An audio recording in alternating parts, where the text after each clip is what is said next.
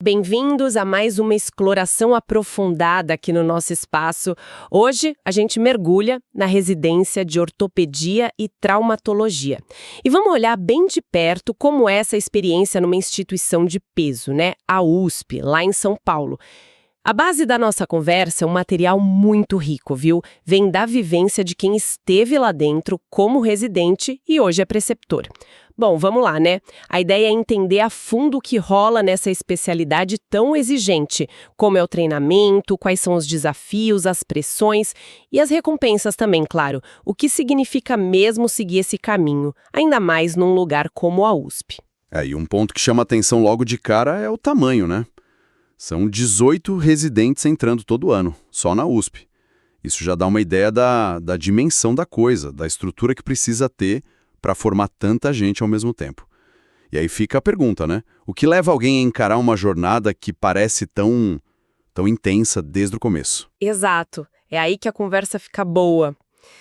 Vamos investigar esses detalhes, o que move essa galera.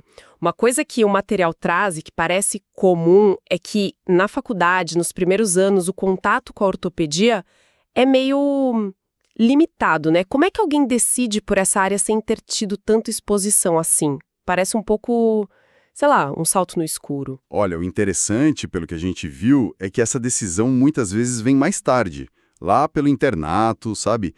Parece que a experiência prática, aqueles estágios que marcam, os mentores, isso pesa muito mais que a teoria lá do começo.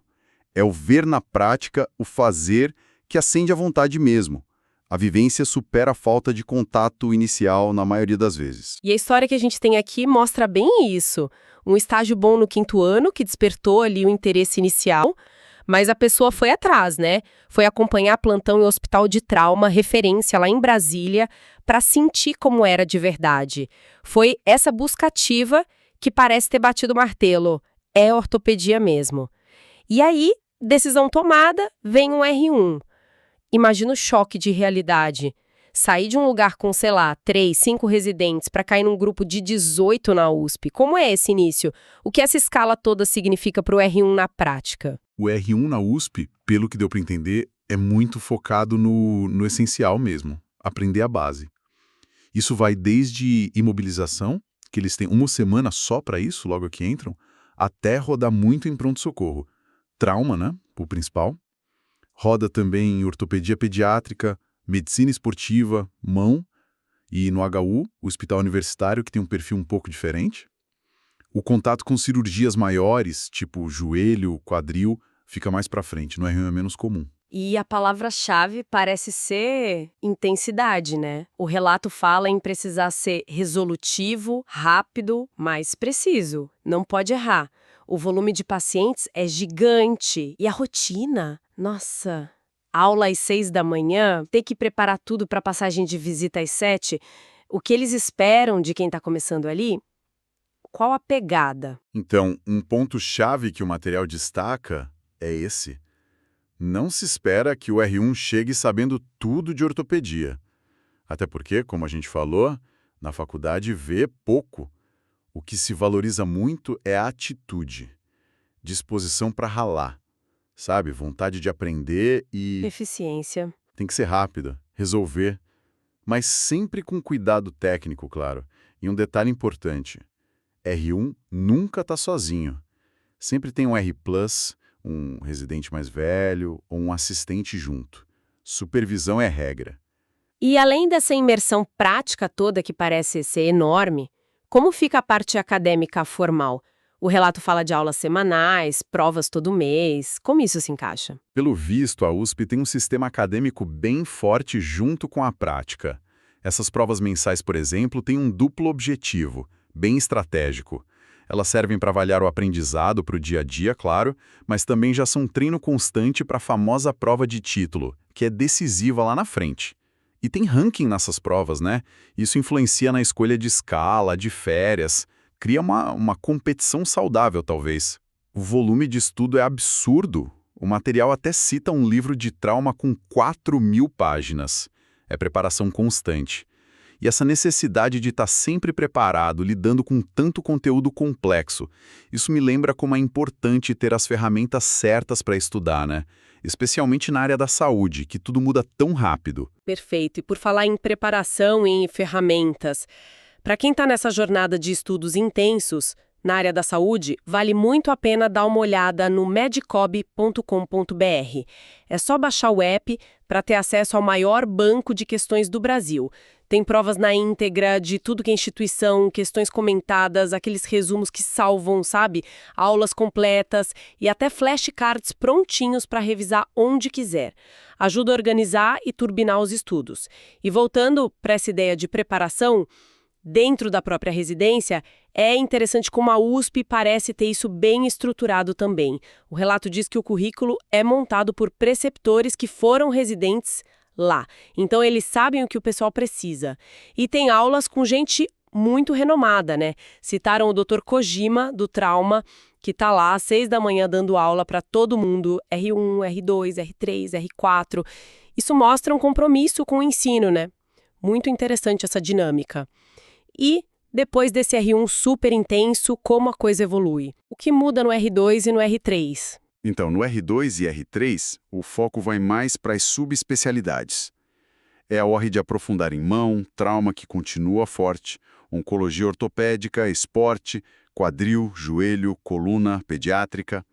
E uma coisa que o relato aponta é que a carga horária total, apesar de ainda ser alta, costuma ser um pouco menor que a do R1. Dá uma respirada. E as responsabilidades mudam também. O R2 já começa a coordenar um pouco os R1s, passa conhecimento, ajuda na organização. O R3 coordena os dois, R1 e R2, e ganha bem mais autonomia, tanto clínica quanto cirúrgica. Tem um estágio específico do R2 que parece bem interessante, a interconsulta. O residente vira referência para avaliar casos de ortopedia no hospital inteiro, em pacientes de outras áreas. Dá uma visão geralzona. Essa coisa da carga horária e diminuindo, R1 mais pesado, depois R2, R3, isso deve ajudar psicologicamente, né? O relato fala em esperança, tipo, o pior já passou. É diferente de outras residências onde às vezes o R3 é o mais puxado, né? Mas falando em ser puxado, não tem dúvida que é. O relato deixa isso claro. Mas e o lado humano? O emocional, como a galera segura a onda no meio de tanta pressão? O relato confirma é puxado pra caramba, mas ele também dá muita ênfase no que ajuda a equilibrar. Fala muito num sentimento forte de irmandade, sabe? Camaradagem entre os residentes. Aquela coisa de tamo junto, passando pelo mesmo perrengue. Isso cria um apoio mútuo muito grande. A ideia de que a fase difícil tem data para acabar também ajuda, né? E a hierarquia, embora exista, parece ser vista mais como aprendizado do que como algo opressor. E o material traz exemplos bem concretos dessa dualidade, né? Tem o lado positivo, o caso do paciente que chegou paraplégico e recuperou a força depois do halo craniano. Imagina a satisfação. Ou resolver um trauma agudo, ver o resultado ali na hora. E até um gesto simples, um paciente dá uma barra de chocolate de agradecimento, ganha um peso enorme. Mas tem o lado difícil também. O relato cita um caso complicado que teve, síndrome compartimental, uma coisa grave, e acabou em amputação. O peso da responsabilidade, das complicações. Outro ponto delicado que aparece é gênero. O relato menciona que ainda tem mais homens, citou uma reunião, uma mulher para 10 homens. E reconhece que pode ter desafio extra para a mulher, às vezes com o paciente ou com chefes mais antigos. Mas a visão é de mudança, otimista. Tem cada vez mais mulher entrando e mandando bem. E desmistifica uma coisa importante, não é força física que manda, é técnica, conhecimento. Isso é o crucial na maioria das vezes. Você falou antes da prova de título, como ela é importante, que tem hospital que só contrata com ela. Vamos voltar nisso. O que faz essa prova ser tão temida? A prova de título da SBOTOT é um marco, sem dúvida. O desafio está na estrutura dela, que tem várias partes. Tem a prova escrita, que, olha que curioso, segundo o relato, é a que mais reprova. Tem a prova prática, com paciente de verdade, exame físico e também com ossos, para ver a habilidade de osteossíntese.